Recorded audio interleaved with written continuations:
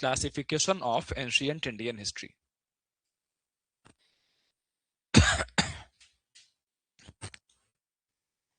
और देखो बच्चे, यही आपका सिलेबस भी है। क्या है ये आपका? ये आउटलाइन है, सिलेबस आउटलाइन भी आपका यही रहेगा। सिलेबस आउटलाइन का मतलब ये हो गया कि broader division of the syllabus. एक होता है micro division of the syllabus, वो मैं टॉपिक वाइज करूंगा। कैसे करूंगा? टॉपिक वाइज करूंगा। वो यहां सब कर देंगे तो पता लगा 3 पेज में सिलेबस आ गया और तुम दुखी हो गए, हे भगवान इतना पढ़ना है। ऑलराइट, तो डॉक्टर सर्जरी करने के पहले बताता नहीं है कि सर्जरी में क्या क्या होने वाला है। सिंपल बोलता, छोटी सी सर्जरी है, कर देंगे। समझ रहे? फिर उसके बाद डे ऑफ सर्जरी आता है। राइट, ऐसी होती चीजें। Ancient Indian history done guys. So आप यहां देखें, सबसे पहले सिलेबस आउटलाइन, आप यहां पर एक आउटलाइन ऑफ द सिलेबस आप रखें।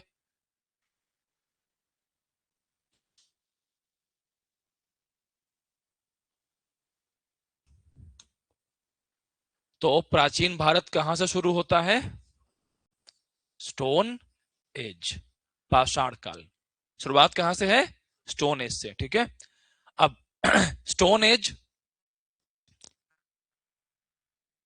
मिलियन ईयर्स अगो से लेकर के ऑन एन एवरेज आता है 3000 BCE तक। After this chalcolithic age. Chalcolithic age की सबसे खास बात थी use of copper and stone. And guys, यहां पर एक टर्म, मैं एक वर्ड बार बार लिख रहा हूं, सी डॉट। सी डॉट का मतलब यह होता है कि अप्रोक्सीमेटली। क्या मतलब होता है? एंशियंट मिडिवल की डेट्स पर हमेशा डिबेट रहती है। अच्छे स्कॉलर्स हमेशा एक काम करते हैं, वो सी डॉट यूज करते हैं कि अप्रोक्सीमेट डेट्स है। समझ रहे हैं इस बात को? ओके। एंड कैल्कोलिथिक में आप यहां पर देखें, सो क्या मेंशन है? ये on an average 2800 to 700 BCE। ठीक है,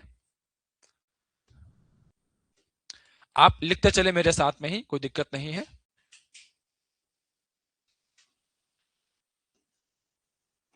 then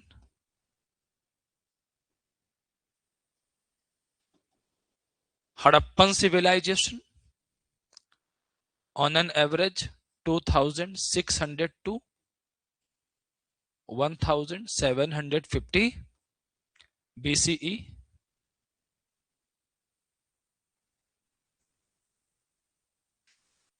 Then Vedic culture on an average 1500 to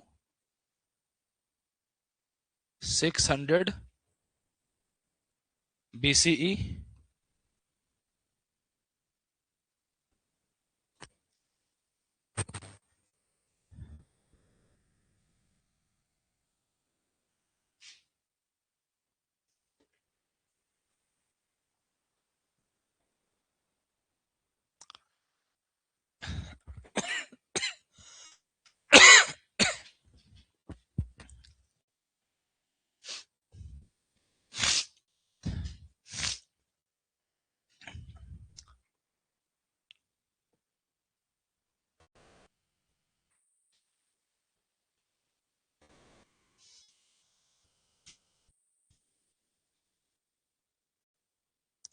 Done guys?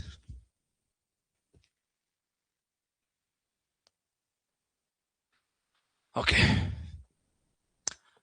Those who are watching the class online, आप कमेंट करके बताओ क्या चल रहा है, सब समझ में आ रहा है? ठीक है, यहां तक हो गया बच्चे?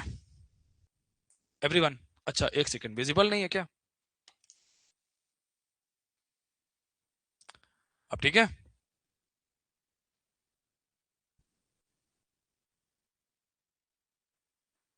आगे चलें। यहां तक हुआ?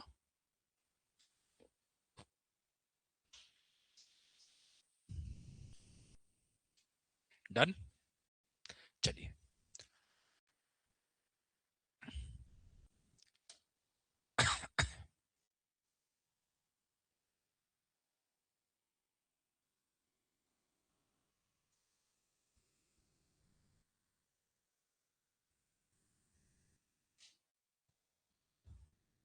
कहां तक बात हुई थी हमारी? Vedic culture. After Vedic culture,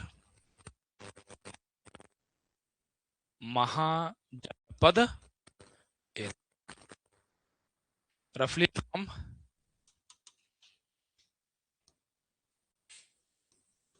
100 to 300, 21, 22 BCE. Mahajanapada era में ही बहुत इंटरेस्टिंग टाइम पीरियड रहता है, Mahajanapada era. And here you will study rise of Magadha. एक टॉपिक और है बुद्धिज्म एंड, बच्चे पूछ रहे होते हैं कि सर सब कुछ लिख दिया, बुद्धिज्म जैनिज्म किधर लिखा? तो वो इसी के अंदर में आता है, समझ रहे हैं? Okay, as well as foreign invasion. तो ये अपने आप में एक टॉपिक ना हो करके ग्रुप ऑफ 3 टॉपिक्स है, ग्रुप ऑफ टॉपिक्स है, आप ऐसे कह लो, ठीक है? महाजनपद एरा। Done guys? और महाजनपद एरा के खत्म होते होते इंडिया में एंट्री हो जाती है एम्पायर की। And the first empire was founded by a person from Bihar, and the man was Chandragupta Maurya. All right, so 321/22 से लेकर के 184, 85 बीसीई। ओके, एंड टॉपिक का नाम क्या है बच्चे? मौर्यन एम्पायर, मौर्य साम्राज्य, मौर्यन एम्पायर, ठीक है? आफ्टर दिस फर्दर आप यहां पर देखें, मौर्यन एम्पायर के बाद में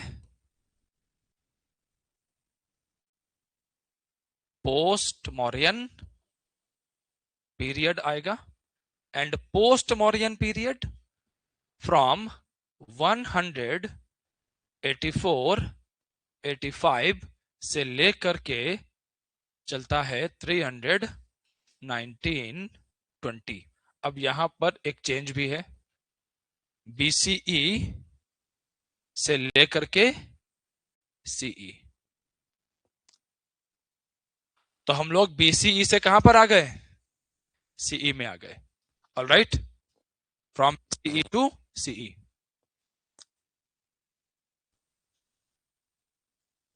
done guys? Keep writing with me, क्योंकि ये सिलेबस की बात है, आउटलाइनिंग की बात है, ठीक है? यहां तक हो गया सभी का?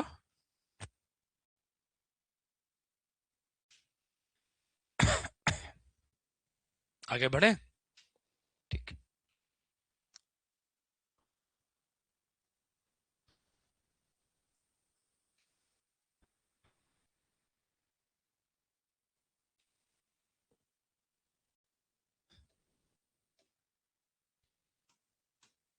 After post Mauryan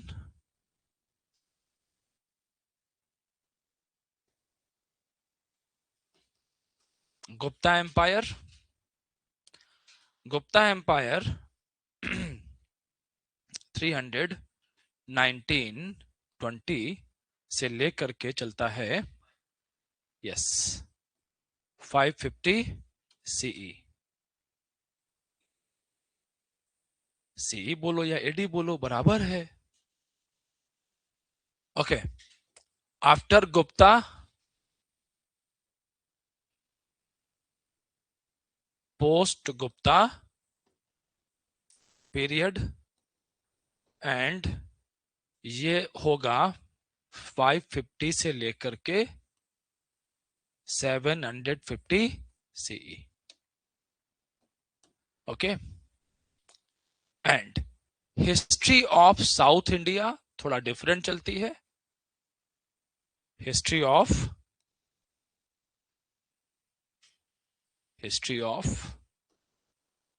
south India. ठीक है,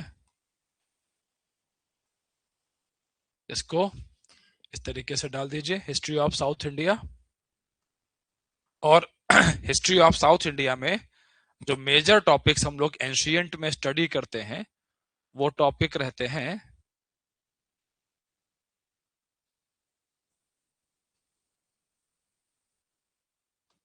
मेगालिथ्स और megalithic as.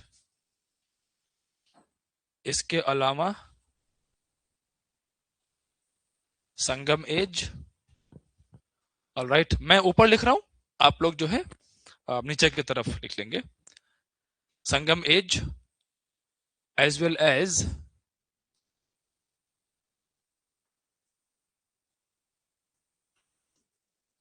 Chalukyas and Pallava dynasty. ठीक है, दो ये मेजर हाइलाइट्स रहेंगे from southern part of India. ठीक है, दक्षिण भारत से.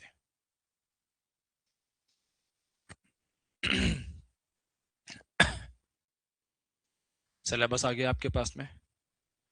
देखो, यही स्टैंडर्ड है. This is how we study. जब तक तुम्हारे पास सिलेबस नहीं है तो पढ़ना क्या क्या है, तब तक तुम ये कैसे मालूम करोगे कि तुम जो पढ़ रहे हो वो काम का है या नहीं है. यस और नो. अगली चीज ये है कि कोई चीज कितने काम की है, कोई सब्जेक्ट कितना इंपॉर्टेंट है, ये ट्रेंड एनालिसिस के बिना पता नहीं चलता. मैंने अभी फंडामेंटल इंफॉर्मेशन शेयर करी आपके साथ में, तो आपको लगा कि हाँ आउटलाइन तो बन गया सिलेबस का, बट अब इसके आगे टॉपिक ओपन अभी नहीं करेंगे. टॉपिक ओपन करने के पहले दो चीजें बड़ी इंपॉर्टेंट है. Two things, and this is known as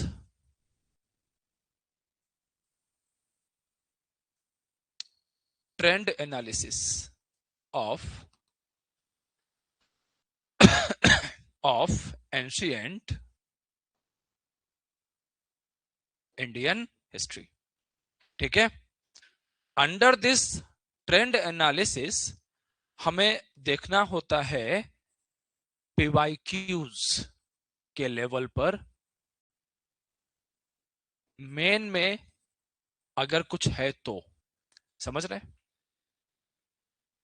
आप. समझो इस बात को कि एंशिएंट इंडियन हिस्ट्री को आपको बताया जाता है, आपने मोस्टली सुना होगा in civil services examination specially, कि ancient Indian history is the part of the prelims examination. किसका पार्ट है? प्रीलिम्स का पार्ट है. लेकिन अगर क्वेश्चंस हम उठा के देखें मेंस के, then these questions are telling us a different story. Questions tell us a different story. कि यार इसमें सिर्फ प्रीलिम्स नहीं है, मेन एग्जाम के अंदर में भी हमें क्वेश्चंस दिख रहे हैं.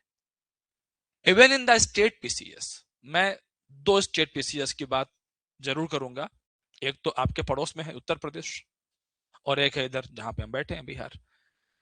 यहाँ के ढेरों लोग वहां एग्जाम देने जाते हैं और वहां के भी लोग यहाँ एग्जाम देने आते हैं. बाकी राज्यों को छोड़ दीजिए, लेकिन ये दो राज्य ऐसे हैं कि जहां पर ठीक ठाक मूवमेंट है एस्पिरेंट्स का. खास तौर पे यूपी में जो पूर्वांचल का बेल्ट है, लाइक प्रयागराज का रीजन हो गया. Prayagraj one of the oldest capital of the civil services aspirants. India के अंदर में सिविल सर्विसेज की प्रिपरेशन करने के लिए जो पुराना सेंटर था, that was not Delhi, that was Prayagraj. And Prayagraj University, Allahabad University, was known as Oxford of the East. Oxford of the East. समझ रहे हैं?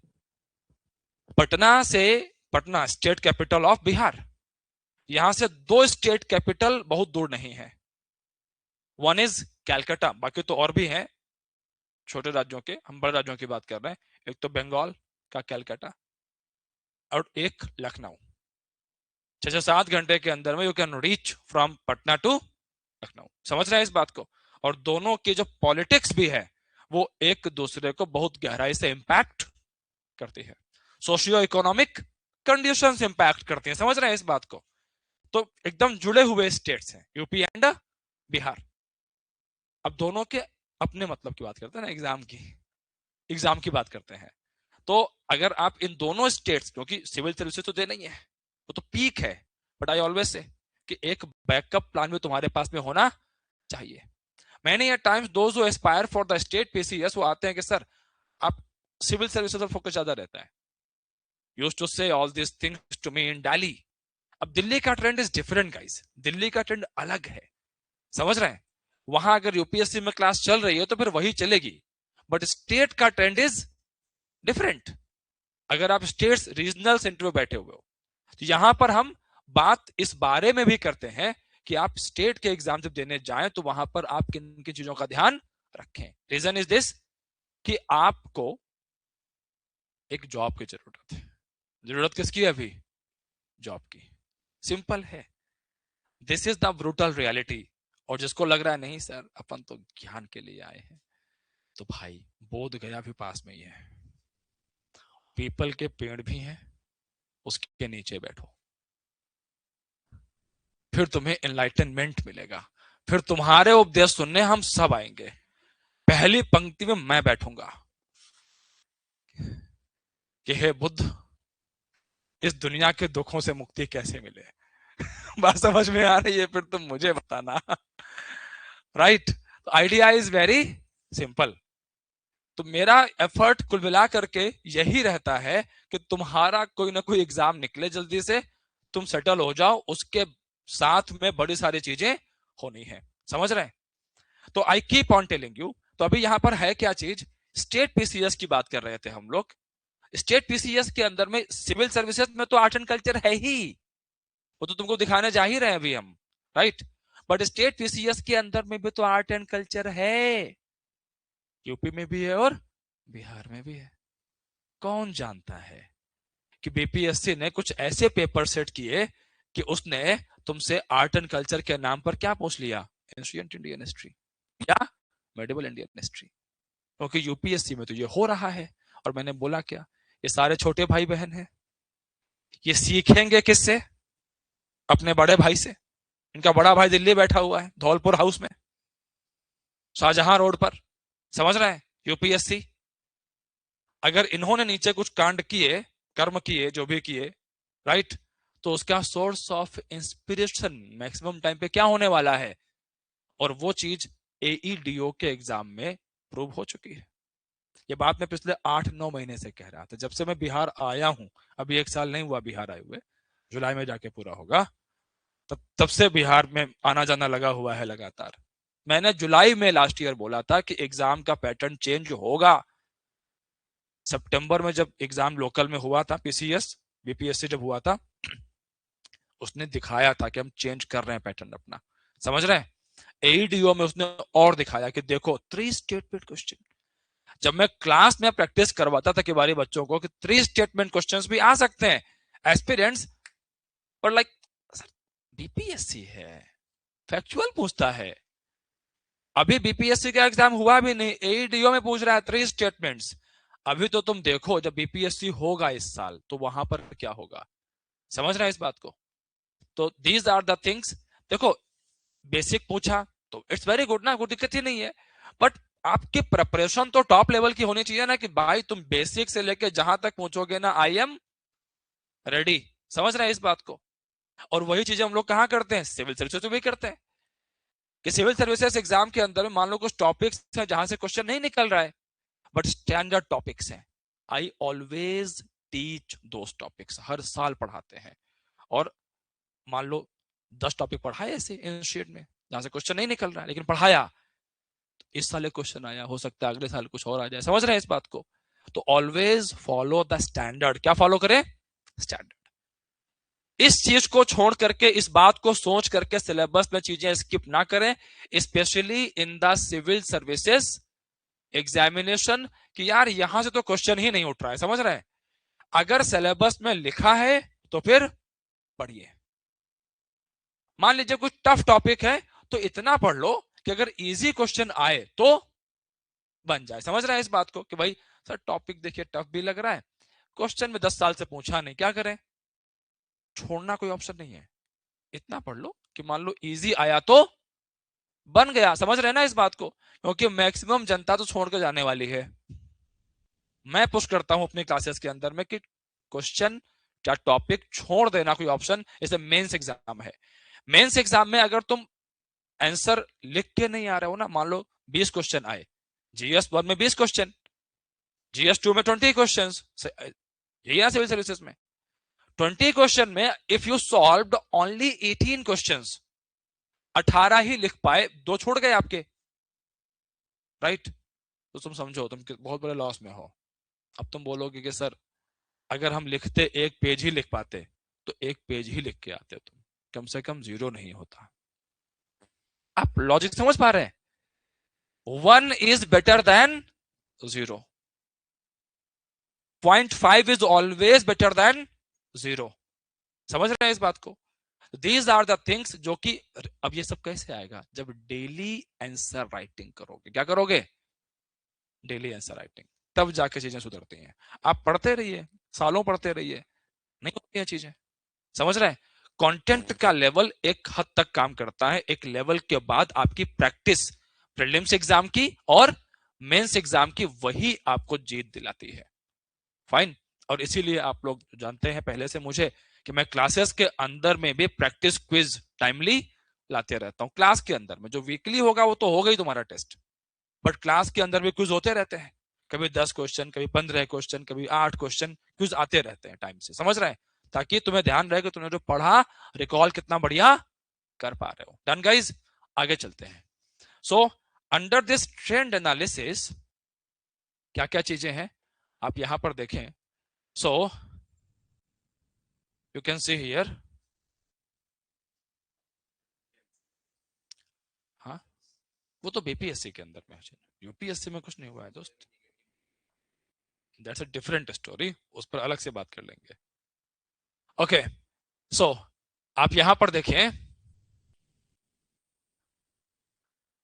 अभी उसमें बड़े सारे डाउट्स हैं जो मैंने बोला हुआ है लोगों को क्लियर करने के लिए, कि उन्होंने बोला बीपीएससी चेंजेस हुए हैं ना अभी ऑप्शंस के लिए, तो एक एक फिफ्थ ऑप्शन भी जुड़ेगा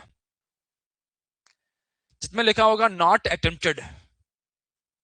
उसमें डाउट यह था कि नॉट अटेम्प्टेड लिख तो दिया, तो एक बेसिक अंडरस्टैंडिंग ये है कि अगर अटेम्प्ट नहीं किया है क्वेश्चन को, ठीक है, तो ये मतलब ये इसके पीछे लॉजिक क्या है, नॉट अटेम्प्टेड के पीछे लॉजिक क्या है आपका।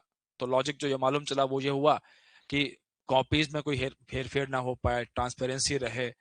कुछ लोग एलिगेशन डालते हैं कि जब कई बार कॉपीज जाती हैं तो कॉपीज चेंज हो जाती हैं, या ऑप्शंस लोग फिल कर देते हैं जो छूट गए हैं, जहां पे ब्लैंक है पूरा का पूरा, ठीक है।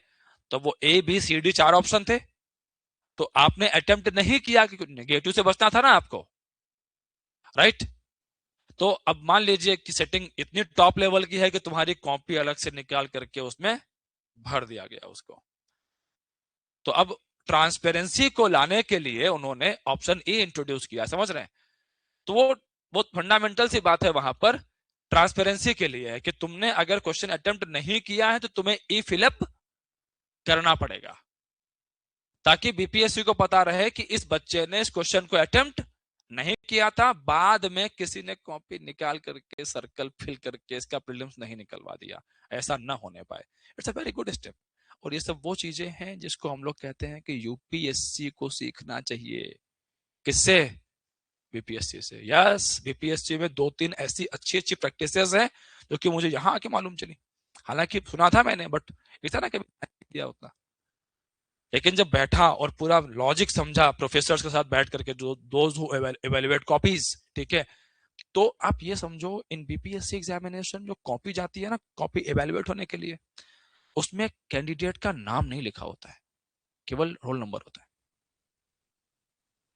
यूपीएससी के अंदर में कई बार ये होता है कि कैंडिडेट के जो आइडेंटिटी है वो पता होती है फैकल्टीज को, समझे इस बात को? तो हालांकि वो कोशिश करते हैं, लेकिन जैसे बीपीएससी के अंदर में क्या है कि डिजिटल कॉपी स्कैन होती है, स्कैन होने के बाद जाती है आगे वो। तो यहाँ पर कोशिश रहती है कि जो कैंडिडेट की जो आइडेंटिटी है वो छिपी रहे। क्यों? आपकी आइडेंटिटी आपके रिलीजन, आपके कास्ट, आपके एरिया से जुड़ी हुई है, समझ रहे हैं? And that gives birth to biasness. वो जन्म देती है किसको? बायसनेस को। तो जितना कम पता हो एग्जामिनर को आपकी पर्सनल लाइफ के बारे में, उतना बेटर है। ये कुछ ऐसी प्रैक्टिस है जिसके बारे में हम लोग कहते हैं कि यूपीएससी भी सीख सकती है उन सबसे, ठीक है? हालांकि एक काम यूपीएससी जो अच्छा करने जा रही है इस साल, जो न्यूज में था, वो था प्रीलिम्स एग्जाम का जो जो आंसर की है, ठीक है? उन्होंने बोला है कि हम कोशिश करेंगे कि जो आंसर की है वो एग्जाम के रिजल्ट के साथ ही हम क्या कर दें, रिलीज करते हैं, पब्लिश करते हैं, समझ रहे हैं? तो ये एक अच्छा स्टेप है यूपीएससी का। तो कुछ डेवलपमेंट है जो लगातार हो रहे हैं, बताते रहेंगे, चिंता मत करिए आप लोग, ठीक? चाहे वो यूपीएससी में हो, चाहे वो स्टेट में हो, ठीक है? अच्छा आप यहां पर देखो सिविल सर्विसेज में, और पीसी हियर, टोटल ये क्या लिखा हुआ है यहां पर? टोटल नंबर ऑफ क्वेश्चंस आप यहां पर देखेंगे 17, 14, 21, 15, ठीक है? तो अगर एवरेज आप निकालोगे तो एवरेज हमें निकल करके मिलता है 17 से 18 क्वेश्चंस का। ये टोटल एवरेज किसका है? अच्छा, हिस्ट्री का है, ऊपर लिखा हुआ है। अच्छा, प्रीलिम से लिखा हुआ है, तो 17 क्वेश्चन आ जाएंगे एशियंट से, तो कॉमन सेंस भी लगा लो, ठीक है? हिस्ट्री का है। अगर बीपीएससी एग्जाम की बात करें, स्टेट में है तो बीपीएससी की बात करें, तो बीपीएससी के अंदर में 25 से एवरेज, बाकी तो मैंने बीपीएससी के अंदर में 30+ क्वेश्चंस मैक्स देखे हैं। कितने? कहीं 31, कहीं 32 क्वेश्चन। किससे? हिस्ट्री से। मेहरबान रहता है एकदम, और उसमें भी किस पर? मॉडर्न पर सबसे ज्यादा, ठीक है? और यस, और मॉडर्न में भी इंडियन नेशनल मूवमेंट। एंशिएंट से बीपीएससी वगैरह में उतने क्वेश्चन उठते नहीं है, मेडिवल से उतने क्वेश्चन उठते नहीं है, राइट? बट दोनों टॉपिक इंपॉर्टेंट रहते हैं किसके लिए? The proper understanding of art and, और अगर ट्रेंड चेंज हो जाए तो आप उसके लिए तैयार, तो मेरी कोशिश वही रहती है। Done guys? अगर सिविल सर्विसेज एग्जाम की हम बात करें, तो सिविल सर्विसेज एग्जाम के अंदर में भी आप देखो तो ऐसा नहीं, अब आप बोलोगे अरे सर बीपीएससी में इतने क्वेश्चन आ रहे हैं, बीपीएससी के अंदर में भी अगर आप देखें तो कहीं 3, कहीं 4, कहीं 5 ऐसे क्वेश्चन पूछ रहा है, ठीक है? मैक्सिमम ऐसा पढ़ने जाते हैं एंशिएंट से, सबसे कम कहां से रहते हैं? मेडिवल से रहते हैं, ठीक है? आप यहां यूपीएससी के अंदर में देखें, सिविल सर्विसेज एग्जाम में देखें, तो यहां पर भी हमें क्या क्या दिख रहा है? इन सिविल सर्विसेज एग्जाम भी हम लोग क्या देख रहे हैं? 4, और फिर यहां पर क्या हो गया? 0 हो गया। 3, 7, 3, 2, 1, 3, 4। तो एवरेज कितना निकल के आ रहा है? एवरेज वही निकल के आता है 3 to 4 क्वेश्चंस, राइट? तो अगर आप मार्किंग के हिसाब से देखें, प्रीलिम्स के हिसाब से, तो मतलब ऐसा नहीं है कि बहुत ज्यादा जान देने की जरूरत है एंशिएंट के लिए, समझ रहे हैं? इतना पढ़ो जितना हम क्लास उनको ठीक से पढ़ा रहे हैं, क्लास फॉलो करो बढ़िया से, things will be all right, ठीक है? लेकिन एक और पिक्चर भी तो है, और वो पिक्चर कहां की है? मेन एग्जाम की है। अंडर ट्रेंड एनालिसिस, आप यहां देखिए मेन के अंदर में, सो अंडर द, आप जरा पहला क्वेश्चन रीड करिए, read the very first question. पहला क्वेश्चन देखिए, discuss the salient feature of Harappan architecture. ये कब आया क्वेश्चन? 2025 main examination, right? अब आप समझो यहां पर कि यार ऐसे क्वेश्चन क्या स्टेट पीसीएस में नहीं आ सकते? आप बताओ, वो तो आराम से आ सकते हैं, राइट? आप पढ़ रहे हो इन सारी चीजों को, उसे सिर्फ क्वेश्चन ड्राफ्ट करने की जरूरत है। Interestingly it was a repeated theme. ये थीम कैसी थी? रिपीटेड थी। क्वेश्चन रिपीट नहीं था, टॉपिक रिपीटेड है, और एग्जाम में यही होता है। In the civil services examination question repeat नहीं होता, क्या रिपीट होता है? टॉपिक, थीम्स रिपीट होती हैं, समझ रहे हैं? और इस पर क्वेश्चन यूपीएससी ने कब पूछा था? 2014, करीब 12-13 साल बाद फिर से थीम रिपीट कर दिया। आगे देखो next. Underline the changes in the field of society and economy from the Rig वैदिक टू द लेटर वैदिक पीरियड। Done guys? अगेन ये क्वेश्चन का आंसर कहां से निकल रहा है? सोसाइटी एंड इकोनॉमी, वैदिक पीरियड का। कहां से निकल रहा है आंसर? एंशिएंट इंडियन हिस्ट्री से। जबकि यूपीएससी के सिलेबस में क्या लिखा है? Art and culture. क्वेश्चन कहां से पूछ दिया? सोसाइटी एंड इकोनॉमी से। एक बात बताओ, जो लोग स्टेट पीसी की तैयारी करते हैं, स्टेट पीसीएस, वहां पर भी तो यही लिखा हुआ है, आर्ट एंड कल्चर। अगर यूपीएससी इस तरह के एक्सपेरिमेंट कर रहा है तो क्या स्टेट्स में ये नहीं हो सकता है? हो सकता है कि नहीं हो सकता है? And that's why I always say कि जब मैं पढ़ाता हूं क्लासेस में तो लेवल किसका होता है? सिविल सर्विसेज एग्जामिनेशन का, राइट? उस लेवल से चलो, फिर बाकी सारे लेवल क्या है? मैनेज है। Getting this things? सिंपल है। बाकी सब्जेक्ट्स के अंदर में आप आराम से करें, लेकिन 2-3 सब्जेक्ट ऐसे हैं जैसे कि हिस्ट्री हो गया, पॉलिटी हो गया, ये सब्जेक्ट का लेवल एक ही है। अगर वो लेवल से आप नीचे आए, राइट, तो आप क्या हो जाएंगे? फैक्चुअल। क्या हो जाएंगे? फैक्चुअल। और फैक्चुअल से हो सकता है कि तुम प्रीलिम्स भले निकाल ले जाओ छोटे मोटे एग्जाम्स के, बट मेंस एग्जाम में तुम क्या हो जाओगे? स्टक, फंस जाओगे तुम, वहां पे नहीं निकलेगा, राइट? और एक बात बताओ, तुम इसलिए तो यहाँ पर आए नहीं हो कि 5 times mains written, 6 times mains written, इसलिए आए हो ना? ऑफिसर बन गया मैं, हम समझ रहे हैं, इसलिए आए हो ना? तो अधूरी सफलता के लिए नहीं, हमारा गोल हाफ सक्सेस नहीं होता, हमारा गोल क्या है? Complete success, right? Okay, so further आप यहां पर देखें, ऐसे ही और भी क्वेश्चंस यहां पर हैं आपके लिए। एंड डोंट वरी, मैं इन सारे जो है सब्जेक्ट क्वेश्चंस की जो लिस्ट है पूरी की पूरी, वो दिलवा दूंगा आप लोगों को क्यू के फॉर्म में, ठीक है? Don't worry. आगे आप यहां पर देखें, ये और भी क्वेश्चंस एडेड है यहां पर, जो कि एंशिएंट से ही कनेक्ट करते हैं पूरी थीम को दिखाते हुए। सिलेबस में तुमको दिखा ही चुका हूं।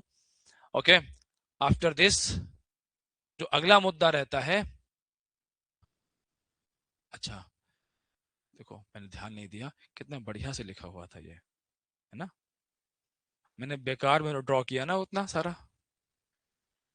वो व्हाइट बोर्ड पर पढ़ाने वाले टीचर्स जो होते हैं ना, उनको ब्लैंक स्लाइड क्या दिखती है? Blank slide. ब्लैंक स्लाइड उनको दिखती है, उनको लगता है बस पेन हाथ में है, सब कर देंगे अब।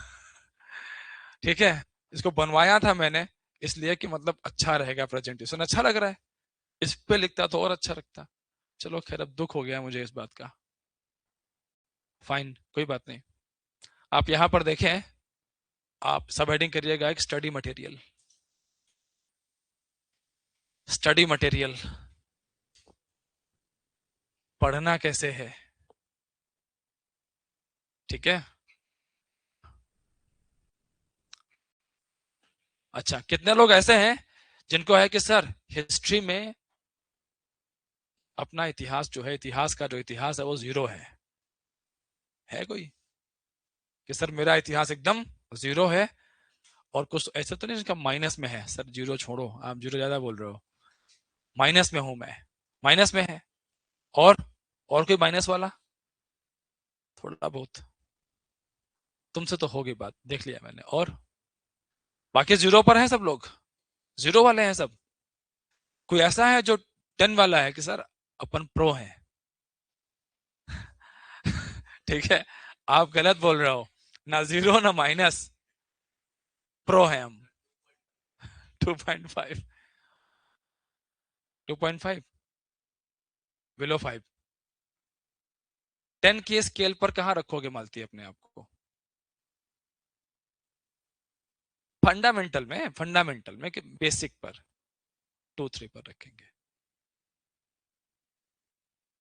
हाँ, 5 पर रखेंगे अपने आप को। Very good. क्या ग्रेजुएशन में हिस्ट्री थी क्या? अच्छा कर रहे हैं, okay, but confidence is good. 11-12 में भी हिस्ट्री थी क्या? तभी वही लग रहा था कि कुछ तो बात होगी। भाई इतना कॉन्फिडेंस तो वहीं से आ सकता है ना। आपका तो तुमने तो डे वन पे बता दिया था सर, आप ही के भरोसे हैं हम तो। ठीक है कोई बात नहीं, जैसे हम बताएंगे वैसे ही करना है, ठीक है। ओके हाँ जी बेटा, 0 to 1। ओके हाँ, 6 7, भाई यही होता है प्रो लेवल, और क्या होता है। ओके चलो बढ़िया है, बाकी तो इधर मामला।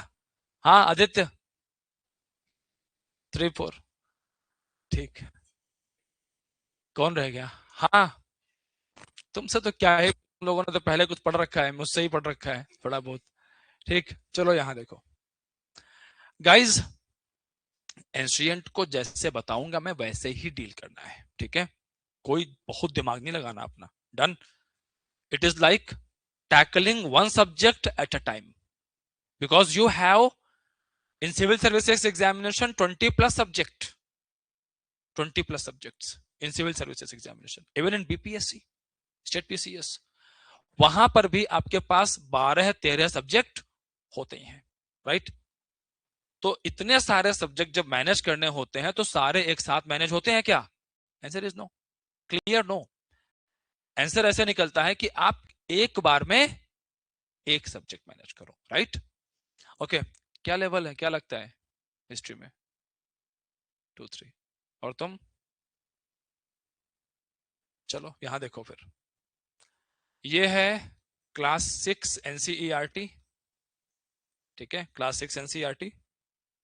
ये है क्लास 12 एनसीईआरटी, और ये है ओल्ड एनसीईआरटी। समझ रहे हैं?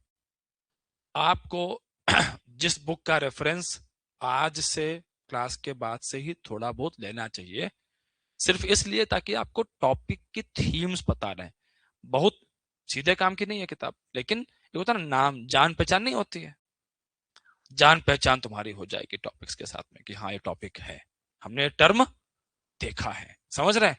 फिर जब मैं बताऊंगा तो तुमको अजनबी सा नहीं लगेगा कि यार इसको तो जान ही नहीं रहे। अजनबी चीजें परेशान करती हैं, जान पहचान जहां पर थोड़ी सी है तो things will be better, things will be easy, simple है। ओके सो, और ये सारी जो बुक्स हैं ये आप कोशिश करें 2023-24 या 2025-26 वाली ना हो, जो नई वाली आई है ना एनसीईआरटी, वो अपने बहुत काम की नहीं है। बात ध्यान रखना, एनसीईआरटी सिविल सर्विसेज एग्जाम का सिलेबस नहीं है, नहीं है। ऑल राइट, एनसीईआरटी पे लोग बहुत ज्यादा टाइम वेस्ट करते हैं अपना कि सर हम पहले एनसीईआरटी पढ़ेंगे। कितने दिन पढ़ोगे? 1 साल हो गया तुम्हारा। एनसीईआरटी ओवररेटेड है बहुत ज्यादा, खास तौर पे आज के टाइम पे। हमारे टाइम पर एनसीईआरटी वाज अंडररेटेड, तुम्हारे टाइम पर ओवररेटेड है। जहां पर होना चाहिए वहां पर नहीं है। एज ए सेड ना, मेरे टाइम पर इट वाज अंडररेटेड, तुम्हारे टाइम पर every second person is teaching NCERT, NCERT course. क्या टाइम क्यों वेस्ट कर रहे हो यार? छोटी छोटी चीजें हैं जो कि बड़े आराम से क्लास के साथ में इंटीग्रेट होते हुए चले जाती हैं। तो आप जो फंडामेंटल्स हैं उन पर काम करना शुरू करिए ना, यस और no, these are the things. इसके अलावा इस किताब को अगर किसी के पास में है किसी के पास ये बुक? आपके पास है, और जो खरीदने की सोच रहे हैं, तो अगर ये किताब रखिएगा तो ऐसे मत पढ़ना कि चैप्टर नंबर 1, फिर उस पर थोड़ा सा जल डाला, थोड़े से पुष्प, प्रथम अध्याय प्रारंभ, ये सब मत करना, ऐसे नहीं पढ़ना है। जैसे हम पढ़ाएंगे जिस फ्लो में, सेलेक्टिव रीडिंग करनी है। क्या करना है इस बुक के साथ में? सेलेक्टिव रीडिंग, सिलेक्टिव रीडिंग, कि जो क्लास में पढ़ाया बस वो पढ़ो और बुक क्लोज, क्योंकि 35 के आसपास चैप्टर्स हैं इसमें, सारे काम के नहीं है। Some chapters are dedicated to the civil services history optional, इसीलिए मैं कह रहा हूं कि ये किताब अगर किसी ने पढ़ने की सोची है तो अलग तरीके से करना, जितना अदरवाइज जो मैं करवाऊंगा क्लासेस के अंदर में, मैं अपनी क्लास में कंटेंट हैंड आउट दिलवा देता हूं इतने, लिखवा देता हूं इतना कि उसके अलावा कुछ भी अलग से करने की जरूरत बचती नहीं है। These things, तो जो क्लास में चल रहा है उसी पर चलो, that's it, that's much better. Done guys? Okay, after this, ये तो मटेरियल की बात हो गई हमारी, आपकी सिलेबस मैंने आपको दे दिया है, ट्रेंड की बात मैंने कर दी आपसे। ओके, और इसके बाद जो अगला मुद्दा है वो क्या है? सोर्सेस। करो हेडिंग, सोर्स, स्रोत।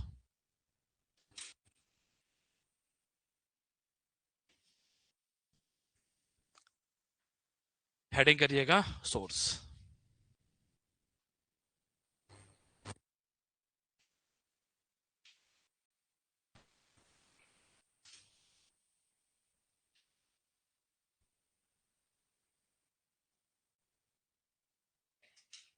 Done guys?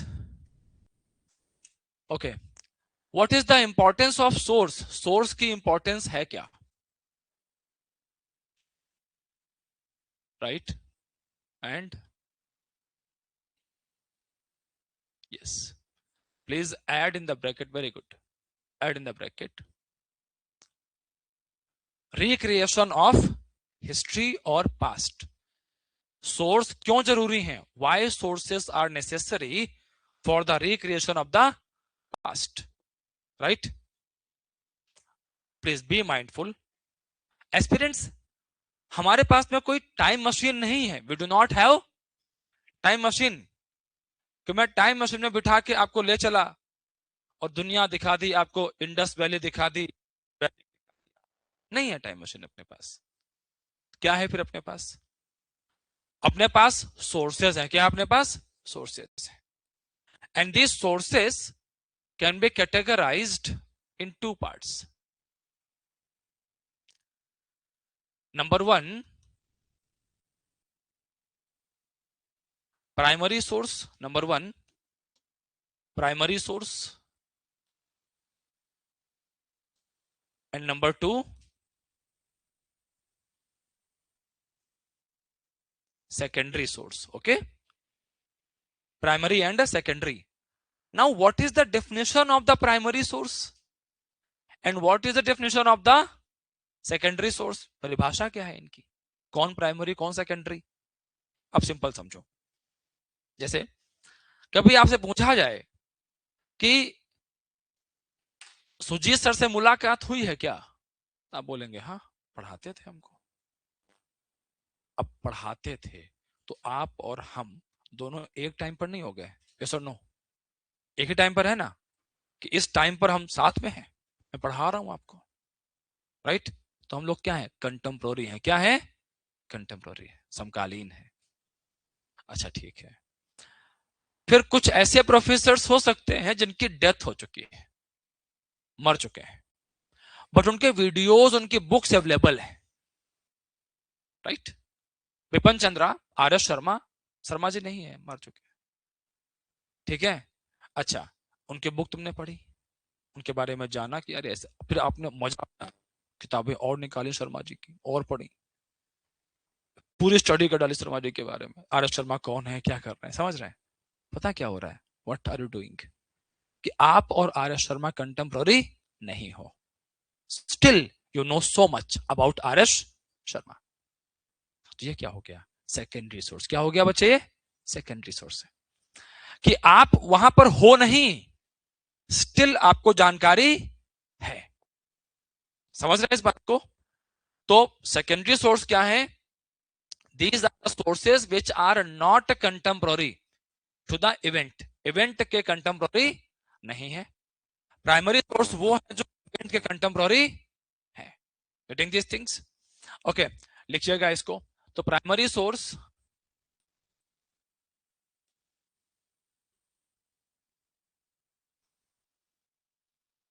Contemporary to event, contemporary to event. Secondary में लिखिएगा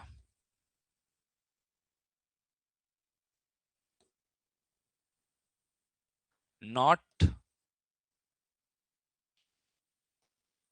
contemporary to event.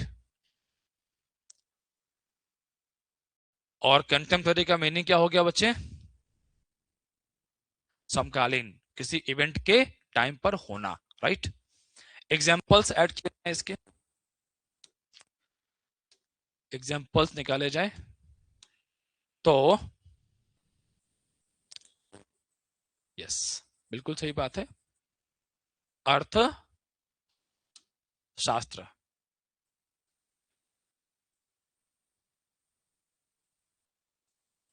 By Chanakya. अब चाणक्य की जो बुक अर्थशास्त्र है वो मौर्यों के टाइम पर लिखी गई है ना, जो प्राइम पार्ट है उसका। तो चंद्रगुप्त मौर्य के वो क्या हो गई बच्चे? कंटेम्प्रोरी क्या हो गई? Contemporary. Done guys.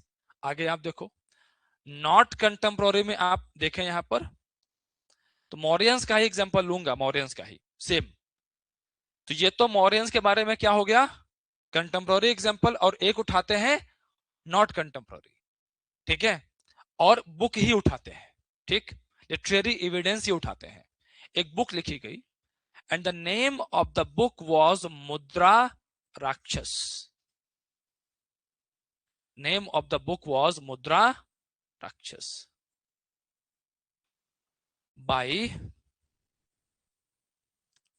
Vishakh Dutt. Mudrarakshasa by Vishakh Dutt.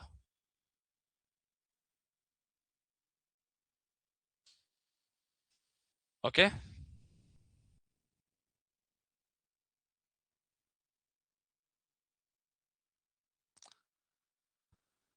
Done guys. अब लिसन, ये जो बुक है ना, ये पता कब लिखी?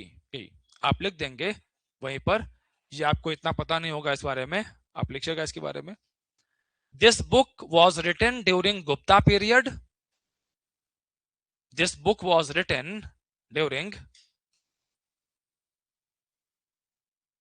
ओके, मोहित, सब ठीक चल रहा है?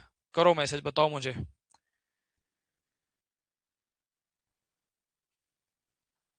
This book was written during Gupta period, okay, and subject was, subject Mauryan empire, Maurya साम्राज्य, सब्जेक्ट, ओके, फाइन, ठीक है मोहित, गॉट इट।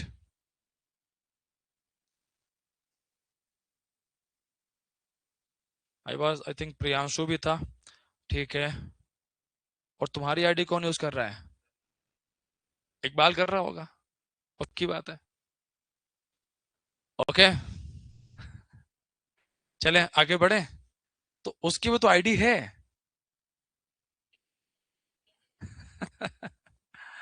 ओके, ठीक, आगे बढ़े यहां से, कंफर्टेबल। तो ये बुक कब लिखी गई है? गुप्ता पीरियड में। जानकारी किसकी दे रही है? सेकेंडरी हो गया। अब आगे आप चलो, ये जो सोर्सेस है ना, इन सोर्सेस को हम फर्दर कैटेगराइज करते हैं।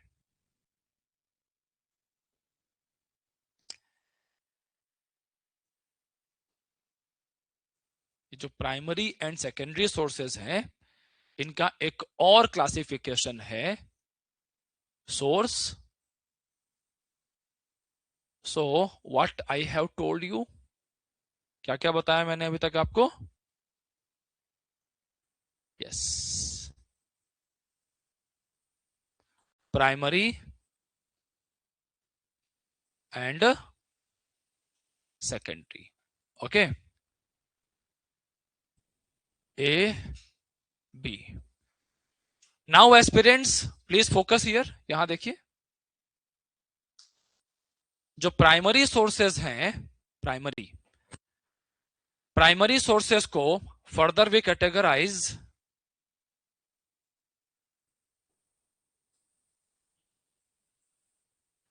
Archaeological and literary. यहां पर भी एज इट इज आएगा,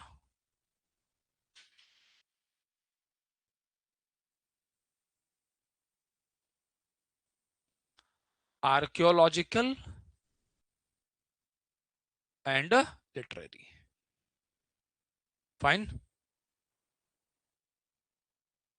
अब सोर्स जब पढ़ते हो ना तो मोस्टली आपको ये वाले बताए जाते हैं, यस और नो। प्राइमरी और सेकेंडरी की बात रेयरेस्ट ऑफ द रेयर कोई कर रहा हो तो कर रहा हो, ठीक है, otherwise people do not talk about primary and secondary. Done guys. अब कई बार हिस्टोरियोग्राफी से भी क्वेश्चन पूछे हैं एग्जाम के अंदर में, तो अगर हिस्टोरियोग्राफी में आपको ये फंडामेंटल्स नहीं पता है, क्वेश्चन आ गया तो तुम एक इजी क्वेश्चन पहले ही छोड़ के चले आए, बिकॉज तुमको पता ही नहीं था कि प्राइमरी और सेकेंडरी सोर्स क्या होते हैं। गेटिंग दिस थिंग्स हो गया। Now let's examine these sources one by one, एक एक करके बात करते हैं इनके बारे में। एड अ सब heading archaeological sources. Number one,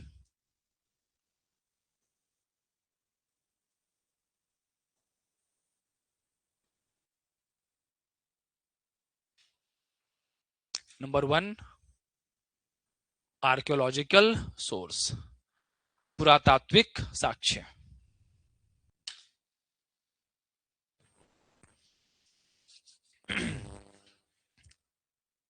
Hindi में कहते हैं पुरातात्विक। In English, it goes like archaeological sources. Under the archaeological sources, you can add inscription, very popular. Okay. Then we study about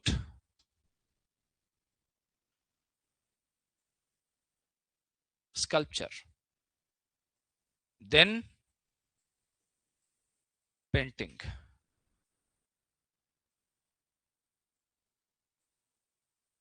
Then numismatics. Then architecture. Under architecture, variety of buildings, palace, etc. ये सब किसका example हो गए? All these are the examples of archaeological sources. Pottery,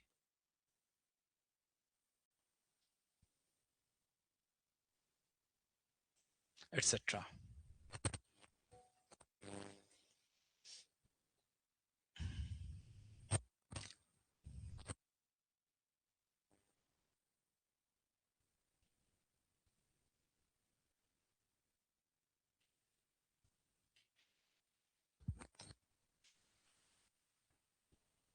Done, guys?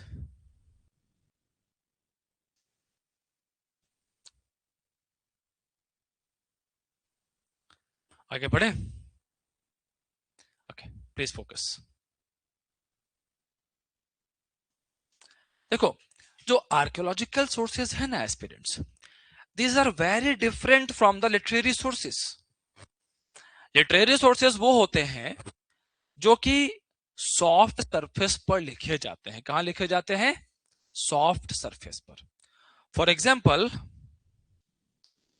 Example ये paper है, इस पर कुछ लिखा। अब this surface is very soft. मान लो इस किताब में मुझे लगा ये पेज खराब है, इसमें मेरी बुराई की गई है, फाड़ दिया इसको, राइट।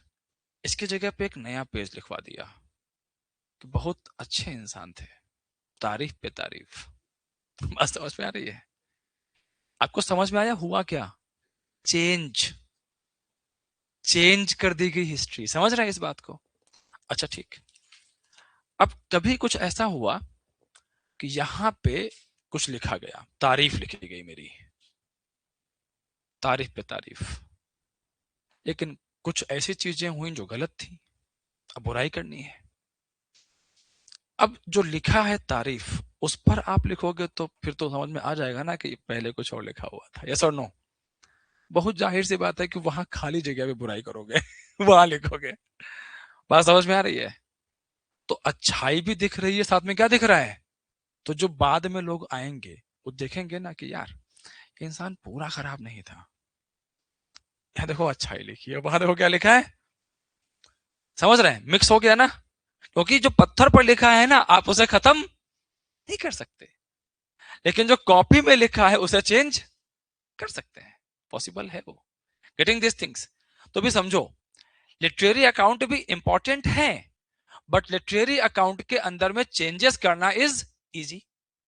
आर्कोलॉजिकल सोर्सेज में चेंजेस आर डिफिकल्ट, ऑल्दो ऐसा नहीं कि चेंज होता नहीं, आर्कोलॉजी में होता है। दीवार ही गिरा दी लो खत्म हो गई अच्छाई। कुछ मेरे चाहने वाले आए, उन्होंने क्या किया, वो दीवार गिरा दी, ले खत्म हो गई बुराई। बात समझ रहे हैं इस बात को, कि पत्थर पर लिखा है, पत्थर तोड़ दो, खत्म सोर्स, सोर्स हमने अच्छाई बुराई।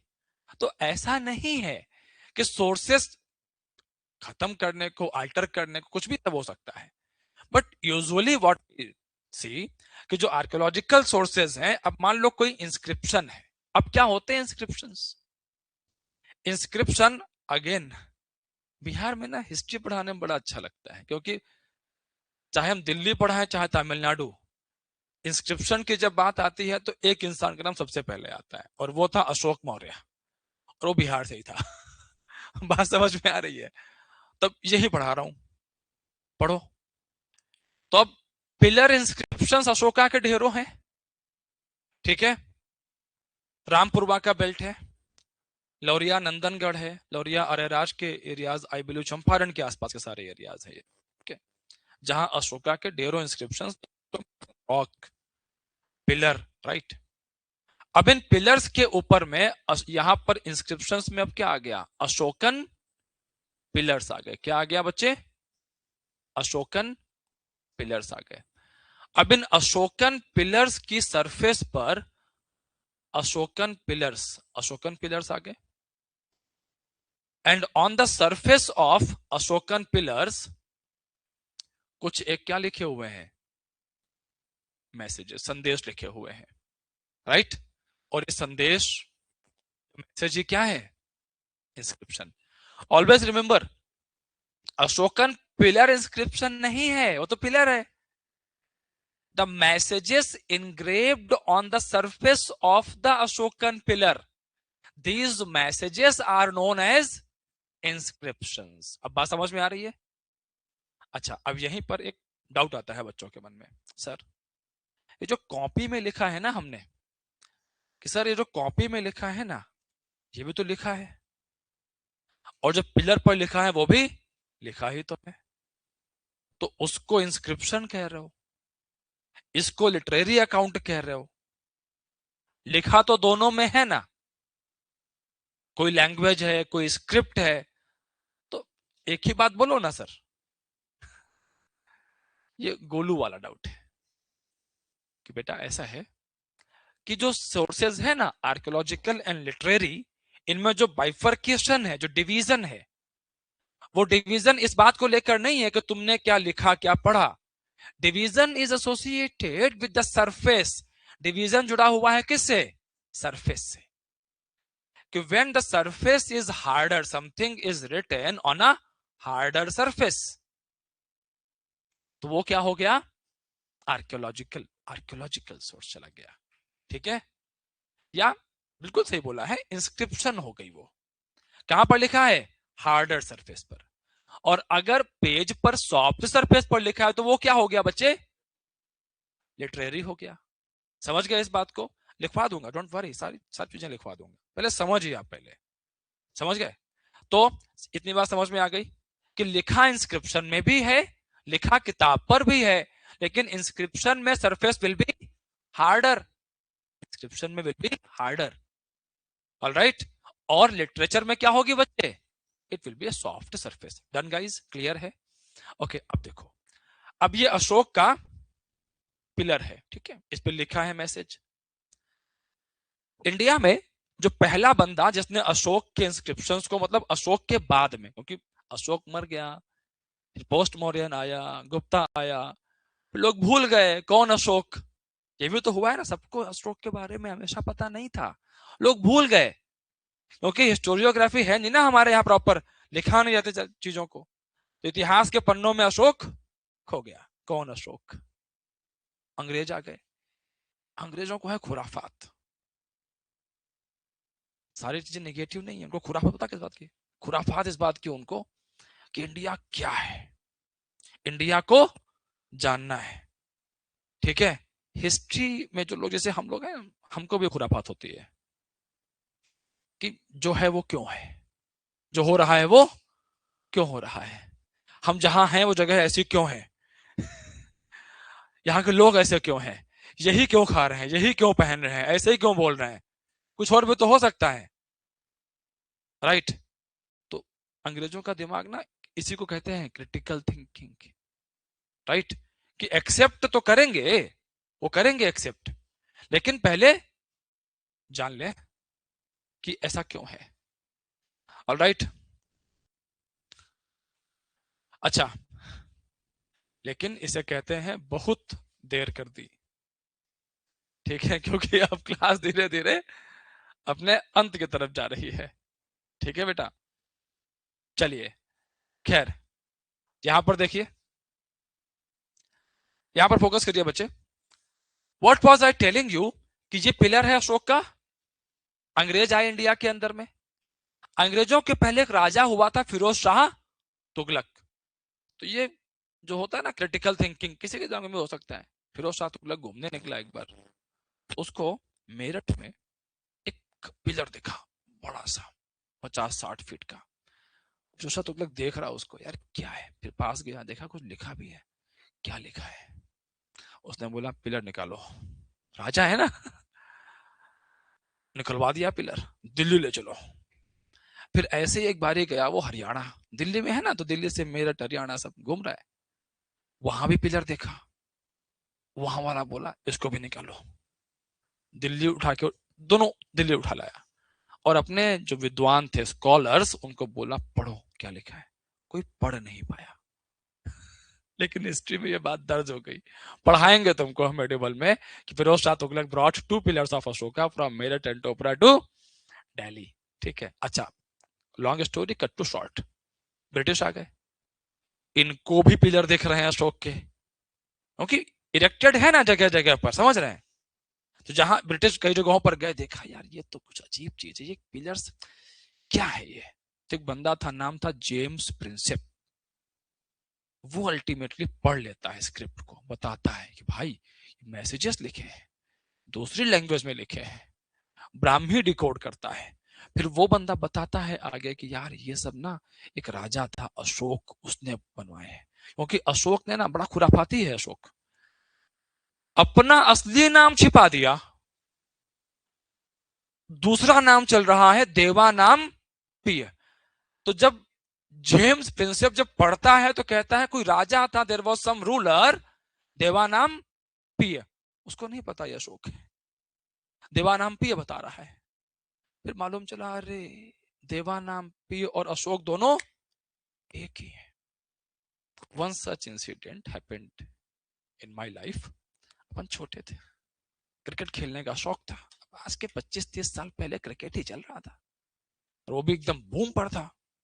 राइट, क्रिकेट खेलते थे, तो एक भैया थे, खेलने आते थे, and people used to call him पुराने। ग्राउंड पे ऐसे नाम होते हैं, नए पुराने, अजीबो गरीब नाम होते हैं, जो अपने पेरेंट्स को आप नहीं बता सकते हो। People used to call him पुराने, I also used to call him पुराने। मेरे को नहीं पता है कि अपना रिलेटिव है, दूर के रिश्तेदार है। एक दिन घर गए, उनके घर गए तो मम्मी ने बोला अंकल आंटी है, पैर छू। मैंने पैर छुए, और खड़ा हुआ तो देखा सामने पुराने। बच्चा तो बच्चा होता है, और मैंने बोला अरे पुराने तुम। वाज लाइक, कोई कुछ समझा नहीं।